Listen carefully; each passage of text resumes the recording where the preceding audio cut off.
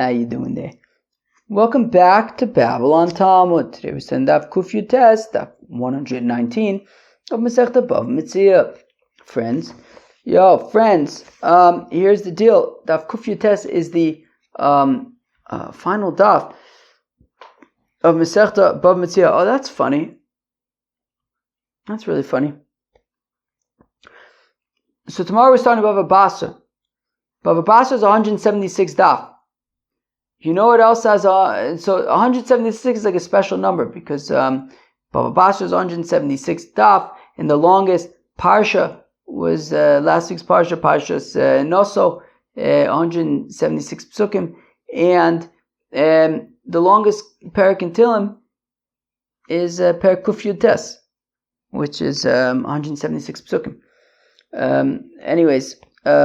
Today we're learning Daf Kuf Yutes, so it's like almost like it's that's mind blowing. Yo, that's so awesome. Bava Kama is Kuf Yutes Daf. BavaMetzia is Kuf Yutes Daf. Bava Basra, the thing is, Bava Basra, you see, I have a feeling Bava Basra is really just as long as BavaMetzia and Bava Kama, except that Rashi stops on Daf Chavtes, and the Rashbam takes over, and he's way more verbose, which just kind of like takes much longer, so it gets spread out. But like, I get a feeling that in terms of actual content, it's probably similar amounts of content in all three. And there's a funny shtickle Torah we could say that, how do you know that like really it's all the same? Because Bava Kama is Kuf Yutes, BavaMetzia is Kuf Yutes, and Bava Basra is Dafka Kuf Ayin Vav, which is the number of psukim in Tehillim Kuf Yutes. So it's like all the same. Anyways, Chevra, today is the last day of Chevra. I'll tell you, I'm recording this daf right after I recorded yesterday's daf because I wanted to chaperine so I can, it's a small daf. I figured I'll just throw in, if I can record two daf, one after the other, then I can get another day ahead, which is very, very useful. I can, if I get one day ahead, I could spend that day. I have like an extra, I could spend a day on a yontif that I won't have to cram or whatever. Anyways, but today we're finishing Masechta Bava. I can't even think straight. Basically, I think that sums up Masechta BavaMetzia. I think it makes sense that at the end of BavaMetzia I can't think straight. I think that sounds about right. But BavaMetzia, I mean, as you all know, BavaMetzia blows my mind. It blew my mind. I can't get enough of BavaMetzia. So today is Mount Everest. Today we are completing Mount Everest of Shas, and BavaMetzia was just so geschmack. It was like so full on. There's like, I don't think there was even like one technical daf on there wasn't even like one daf on BavaMetzia where it's like, I'm not enjoying this. Every daf, it was super hard. It was super demanding, but every daf just felt like it was worth it. It wasn't like annoying stuff. It was like awesome stuff. Every daf. Let's finish BavaMetzia so we can give ourselves a pat on the back. Let's go. Daf Kuf Yud Ches Amud Beis, says the Mishnah, Shteganos zo al gab zo. We've seen this before. Where have we seen this? In Gittin. If you have two gardens, one higher than the other. Okay, you got Ruvain's garden is like higher up, and then Shimon's garden is like lower down. I don't know how to. It's like Erev and Chudas Chevra. I started learning Bava Basra. Bava Basra is a shtickle Erevini, at least the beginning. Wow. You see, already, like, Bava Basra is different than BavaMetzia. BavaMetzia, you jump into, like, Shnaim Urchas and Betalis. It's like, oh my gosh, what do who, this one says it's mine, this one says, Bava Basra starts out by, like, okay, you have, like, a chotzer, and now you divide it in half, and how big is the wall? It's like, it's like Erevin vibes. So now I'm, like, kind of feeling like shtickle Erevin vibes right now. Like, how do I describe this? I don't know. I really don't know. You have, like, a field, and then Ruvain's field is kind of like elevated above Shimon's field. The point being that almost there's like a climb up from Shimon's field up to Ruvain's field, and there's mud in that kind of vertical climb, and you could technically, so there's earth there, and you could technically plant in that earth. So whose earth is that? Is that Reuven's earth or is it Shimon's earth? And who could plant there? So Shtegan is all Gavzov. You have, Shimon's got a garden, and Reuven's got a garden, but it's higher up, and there's like dirt on the incline between them. I hope I did a decent job explaining that. Vayerik ben time, and there's vegetation in that earth, in that elevation earth. So who does it belong to? So Rav Meir Omer Shel Elyon. Rav Meir says, well, the earth, it's Reuven's earth, right? He's higher up. Rabbi Yehuda Omer Shel Tachton. Rabbi Yehuda says that Shimon can use the vegetation. It's Shimon's vegetation. Where am I? Reb Meir. Where am I? Okay. Reb Meir says, Reb Meir im yirtza elyon likachas afro ein kan yerek. So Reb Meir, in explaining his rationale for why the vegetation should belong to Reuven above, is because, well, if Reuven wants, he could always just like dig out his field and like get rid of all that dirt, and then there goes all the vegetation, and that would be completely okay because it's Reuven's. So therefore, it makes sense that Reuven's more in control over here of this vegetation, and it should belong to him. But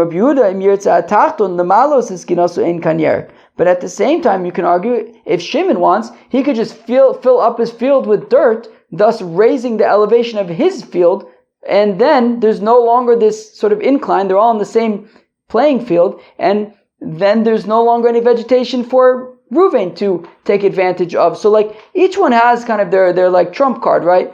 Reuven could undig his field, and then there goes the vegetation, so he's more in control. Shimon can fill up his field with his garden with dirt, in which case there goes the difference in elevation, and he can ruin, he can get rid of it that way, so he's in control in that sense. Okay, look, so granted that each one has their move that they could pull. So Rameir says, look, it's true. Each one's got their move that they can do against the other, right? To show that they're in control. Reuven can theoretically dig out his garden. Shimon can technically fill up his garden with mud, with earth. But the fact of the matter is, Reuven hasn't dug out his garden. Shimon hasn't added dirt to his garden. And the fact of the matter is that the vegetation is currently growing on Reuven's dirt. So therefore it's Reuven's. Reb Shimon says, Reb Shimon kol she'elyon yochol lifshot as yado v'litol harei hu shelo v'ashar shel tachton. Reb Shimon has kind of a practical approach, which is, look, yes, I agree with Reb Meir that the earth belongs to Reuven, and therefore it's Reuven's. But for practical reasons, Reuven is not going to like knock on Shimon's door and like ask permission to go through Shimon's field so that he can pluck the vegetation from his earth that is closer to Shimon's field. So practically speaking, whatever Reuven can reach from his field is his. The rest belongs to Shimon because Reuven's not gonna otherwise, take it. So again, so Reb Shimon says, Reb Shimon kol she'elyon yochol lifshot as yado v'lito, whatever Reuven can access and take, so he could take it. Vashar, whatever he can't, shel tachton, Shimon could take advantage of it. Omar Ravit, says Ravit, be'ikaro kulei amalo plige de elyon ave, in terms of the roots themselves, that's like in the ground, okay, everybody agrees that of course they belong to Reuven because it's his earth. But where they argue is like the things that are out of the ground, that grow out of the ground. Rav Meir says that